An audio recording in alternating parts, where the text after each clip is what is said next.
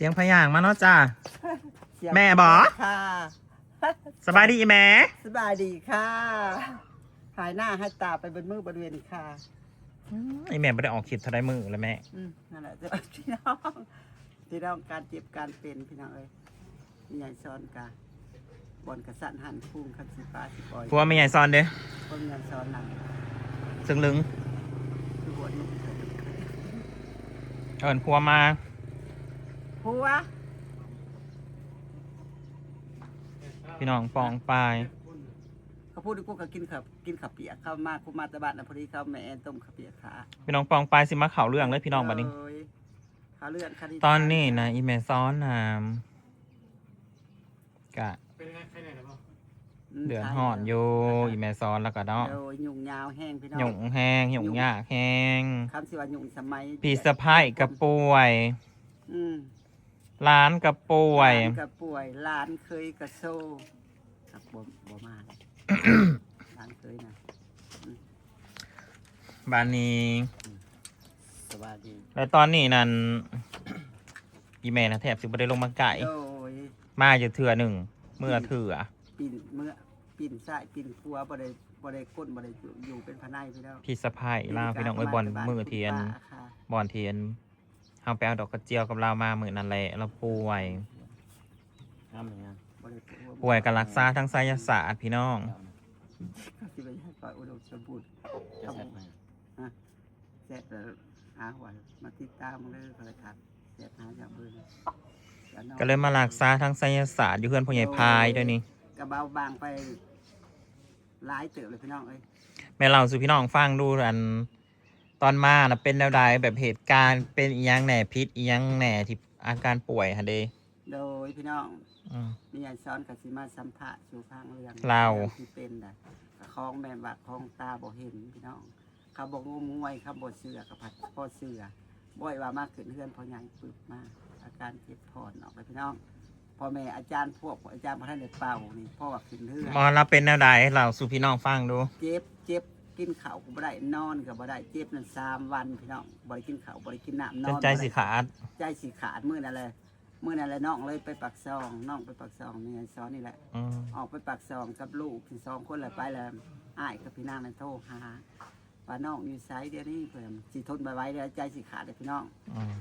บัดนี้แหละพอดีมียายซ้อนจะตอบคุณอ้ายว่าน้องมาปักซองเลยยังอยู่ปักซองโอ้ยเป็นอะไรกันมาหาอ้ายในเด้อมื้อนี้เด้อเพิ่นมีที่ปรึกษาเพิ่นน่ะน้องมา เราอันนั้นพี่น้องเอ้ยเราเจ็บ โดย เจ็บตะเข็บ เจ็บ แอว ที่ว่า ลงไปหอดแข่งบ่แม่ เจ็บ ขางได้ด้วยนี่ ข้างซ้าย ผายสายบ่ โดยหักขาในบริเจ็บผังเจ็บแต่ตัวเดียวเจ็บจนสิทนมาไว้พี่น้องเลยเจ็บแต่เหงาคา เรามาทางวิทยาศาสตร์น่ะบอกว่ากระดูกทับเส้นพี่น้อง แม เอ้ย นไปฮอนบุกดาหารนะผู้ใดพี่น้องมันสิจะทางลาวโรงพยาบาลนะ อืม ไปโรงพยาบาลนั่นเพิ่นติดตามกับว่ากระดู แล้ว ก ไป ทับเส้น แล้วไปหาหมอนะหลายบ่อนแล้ว โดยหมอเป่าหมอพลน่ะก็อยู่ถาปากท้องกับไปแล้วก็คือเป่ามาเมื่อนั้นมือ2มากับบริเจ็บเลยมือที่3ที่4มันขึ้นมันกลัวเก่าพี่น้อง อืม บัดนี้ก็เลยยาบัดนี้เลยไปหมอบันติบัดหมอบันติก็ว่าของบัดนี้หมอบันตินี่ออกว่าของตาบ่เห็นเด้อคำชื่อเจ้าบอกอนักบ่ได้นะทิมคน อืม สะดอกพี่น้องยายสอนก็เลยบัดนี้อ้ายมาโทรว่ามาหาอ้ายนี่แหละมาแต่ปักซองก็เลยบ่ได้กินข้าวก็เลยไปปรึกษากับน้องเคยตะกี้ว่าสิไปกับผัวนี่แหละผัวนี่คือสิขาดทีปรึกษาผัวก็สิบ่มีความรู้ความรักนะพี่น้อง ก็เลยไปว่าน้องเคยแหละน้องเคยไปหาป้าอะไรนี่ทนบ่ไหวแล้วใจสิ ก่อนหน้านั่นนะพี่น้องก่อนหน้านั่นนะคือร้าน โดย ร้านอันอีเม แม่ เพื่อนขางกันกับเพื่อนอีโพสีหัน โดยบ้านอันบ้านคือบัวคำ เป็นเมื่อยอันนั่นนะ เมื่อยหันใจจนเลยพี่น้องบ้านสิบล้อ และมาก่อนนะจักมือ มาก่อนพอดีมือสอง มือที่สอง ได้มือคืนที่3เนี่ยพอดีผู้ป้ามาห่วงพี่น้อง อืม บัดนี้กับมีอย่างซ้อนก็มาแล้วก็บ่ได้กินข้าวเลยว่าคำน้องเคยว่า เอาโหลดจักบ่พะนะโอ้ยบ่ว่าโหลดจักคำเฮาไปเว้าคำลุ่มเนี่ยตุ๊กแตกคำเฮาเนี่ยเฮาตอนย่อสลดใหญ่มาก มาแล้วก็เลยอันอีแม่รวดมาตัดตอนแม่ โดย มาก็เลยมันผิดในที่สถานที่อยู่ โดยยกน้องก็บอกว่าทางป่าก็บอกจ้าพี่น้องข้าว่าบ่แม่นผัดมาเว้าผัดเศร้าท้าเรียนนางคือเขาเว้าหัวพี่น้อง เมื่อคืนนี้เราเจ็บอยู่ อืม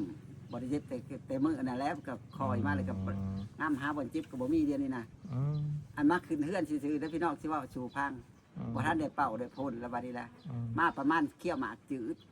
คำว่าพี่น้องเนี่ยบ่ฮู้เคี่ยวหมากจืดสูบยาคิดนี่แหละแล้วความอ่อนอันเจ็บนี่ละอ่อนลงไปเฮิงเติบพลับพี่น้องเขาบ่ได้นอน3คืนแล้วกะเว้นก็บ่ได้นอนก็คือก็บ่ได้นอน3มื้อแล้วบัดนี้เป็นความเสื่อส่วนบุคคลพี่น้องเอ้ยอีพ่ออีแม่เขาก็ สอนเสือเด้อพี่น้องยาบริษัทพวกเคมา พ่อแม่เขาก็ปัวอยู่ในนี้แหละ อันนี้ก็เลยบัดนี้นอนรับนอนกับเฮิงเติบนี่แหละบัดหูเมื่อมาอยากเขาบริกิน3 มื้อได้นอนห้องหาอีนั่นทนสิบ่ไว้ใจสิขาดเลยจะว่าโทรหาน้องนะบัดนี้แล้วมากินข้าวแบบลูกปลาปิ้งหมูมากพี่น้องสาวผมติดตามมาคนหนึ่งลูกไปปิ้งหมูมาเลยมากินลูกของคนแม่ซ้อนเป็นแม่หมอพี่น้องเอ้ยกับพอดีได้ปัวทั้งหลานได้ปัวทั้งพี่สะพ้ายเดี๋ยวนี้นะสะพ้ายหักสำเร็จไปเลยพี่น้องร้านสาวก็กินข้าวเปียกเซยบ่ได้เมื่อยได้มึนอันผู้สะพ้ายนี่ก็ว่าหัวเดี๋ยวนี้มีใหญ่ซ้อนหลังจากทางมาว่ามาพักผ่อนก็เลยเร็วลงมาพี่น้องเอ้ยฉันดอกก็ดีใจนะแม่ละมือแรกนี่ซะแม่เฮ็ดจะได้หมอลำแม่หมอลำเขาแม่ไปเลยเขาจะเอาแม่บ้าแม่สิแล้วก็สิสู่ซนซะก่อนคืนชุดท้ายเด้แม่สิบ่ได้ไปห่วงงานนี่แม่สิตัดฉลุสู่สการก่อนคำไปแต่เข้าเขาว่าแม่บ้าเอาพี่จะพาอีมาปฏิปาไปพักรับเสยคืนชุดท้ายนี่เด้นี่อีแม่ก็สิบ่ได้ไปซ้ำโลยบ่ได้ไปพี่น้องเอ้ยอีแม่ก็เลยแบบอีแม่ก็เลยบ่ได้อยู่ปกติเสมอนี่นะบ่ได้เป็นแก่นสร้างเป็นแม่หมอเนาะก็เคยพักเคยผ่อนบ่เคยนอนเคยเศร้าก็เลยบ่ได้นอนได้เศร้าพี่น้องกลางเว้นนะแต่ก็ไม่ใหญ่ซ้อนซ้ำนี่นอนเลยพุ่นละ3 โมง 4 โมงคอยตื่นพี่น้องอันนี้ก็อยากนอนช่วยกันจากคำจะนอนนางก็ได้ไปเป่าไปอย่างเนาะไปดูแลคนป่วยพยาธิเจ้าของบ้านนี่จังหวัดวาสนาอีเมซอนว่าเอาน่ะคิดอยู่ว่าเล่งไว้อยู่ว่ามือหมอลำนี่สิพาอีแม่ซอนไปเด้งว่ะเต้นสมควรเนาะไปเต้นสมควรสิเป็นงานสุดท้ายได้นี่ไม่ใช่ซ้อนกับห่างเถอะคือกันกระบวนห่างไว้ที่จะพาอิสิมาให้ดูแลปานนี้พี่เท่ามาแกดึงมาดูแลไปพักรับเรื่องเขาว่าบ้าบ่มีผลปัวลูกไม่ใช่ซ้อนด้วยพี่เท่ามันบ่เป็นเรื่องมือเศร้าเมื่อภายในเมื่อกับอาจารย์บ่เมื่อกับแต่แม่กับลุงนึกว่าอีแม่พาอาจารย์เมื่อของในเซกามินซ้ำห้องซ้ำหายังสะดอกปลูกต้นไม้ต้นต่อกระแมนี่แต่ละบอดนั่นอาจารย์เขาบริสุทธิ์เลยวนปงแล้วเมื่อคืนนี่นะแล้วเมื่อเช้านี้แม่ไปแกะตัวใดอีกปลูกต้นไม้ของทางไปเล่นมาพวกไม้เคยเศร้ากับบ่มีพวกบอนเคยลิ้นกับเป็นนองมันหายแห้งอยู่แม่ก็แห้งเติบไปแล้วหากมากใครจะว่าง่ายพอสิว่าง่ายนะเราผสมบานเนี่ยอวดล่ำผัดพัวเท่าผู้หนึ่งเขากับบ่มีเลยกะแมนอะไรเนาะมันกับพิจารสงสารเพิ่นก็เลยปล่อยหายซะเจ้าหน้าปล่อยเฮ็ดเด้อเพิ่นน่ะเนาะมนุษย์มันนะกินน้ำกันพี่น้องเอ้ยอันว่าพื้นเจ้าที่แล้วมันมีทุกมอนพี่น้องเอ้ยอันนี้นะคือที่เพิ่นว่าวเฮาแหละว่าบ่เชื่อนะอย่าลบหลู่เพราะว่าเจ้าที่น่ะมีทุกบ่อนเฮาสิเฮ็ดอีหยังเฮาสิทำอีหยังเฮาก็ต้องเอิ้นต้องบอกต้องขอต้องขอคำเอิ้นพออยู่พอกินเนาะอุดมสมบูรณ์นี่แหละคันแบบว่าคือว่าแล้วมนุษย์เนาะบางคนก็บ่ฮู้หั่นเด้แบบอยากเฮ็ดหยังก็เฮ็ดไปหั่นเลยจังว่าเขาเจ้าบ่ฮู้เสื้อพี่น้องยาเข็มนึงก็บ่ได้ซักเบิ่งบ่ได้นอน3 มื้อบ่ได้นอน3 คืนบ่ได้กินข้าว3 มื้อโอ้ยแต่ขนาดเป็นบ้ามากนะพี่น้องผูกไว้อยู่ในกกเสาขนาดยังเศร้าใส่โสเนาะเพื่อนข้างๆนั่นเขาจะว่าโอ้ยมันสิไปเศร้าเชิงได้ยาบริษัทอาบน้ำได้พูดก็จะมาลำมันเศร้าเลยก็จะมาลำเป่าสือบ่จะไปเศร้าได้จังใดก็สิวะขนาดเป็นบ้านะก็ยังเศร้าบ้าถือคลองมาแต่กรุงเทพแล้วก็มาปิ่นมาปัวกันสามารถรักษาได้พี่น้องเอ้ยทางไสยศาสตร์นะแต่ว่าถ้าผู้เกี่ยวนั่นมีโรคประจำตัว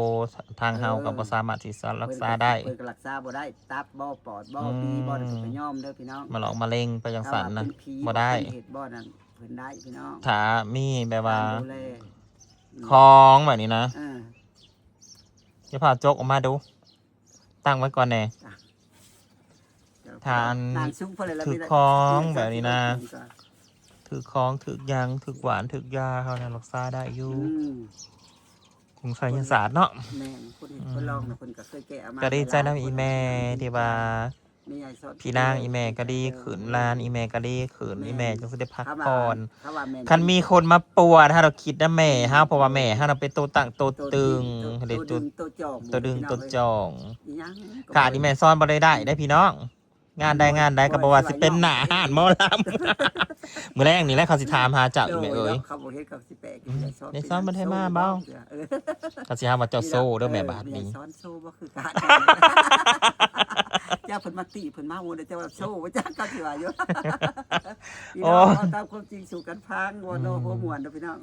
หากไม่ใหญ่ซ้อนกับคำพี่น้องไม่เคมา เอาหมอนไปให้เมียในนี้ให้เมียนอน บ่ได้ดอกเราจะได้ผมเป็นบ่อาจารย์ โอ้ย ลงมาเยี่ยมผัว ถ้าไปมนต์อีสังแม่เอ้ยฮักกะบ่ายโมงหนึ่งนอนโลดจักงีบ2งีบ เนาะเนี่ยซ้อนญี่ปุ่นนะ ซ้ำนี่เด้อพี่น้อง ขอบคุณหลายๆฝากเป็นกำลังใจให้อีแม่แน่เด้อจังได้ลงมานอนอีแม่ก็ได้ 12โมง แกสิบ่ได้เจอกันกับเฮาเพราะว่า ต้นไม้แล้ว อืม เลยโจพี่น้อง เดี๋ยวสิถามอีแม่ล้างไม้ก่อนมีเรื่องถามล้างไม้ ถาม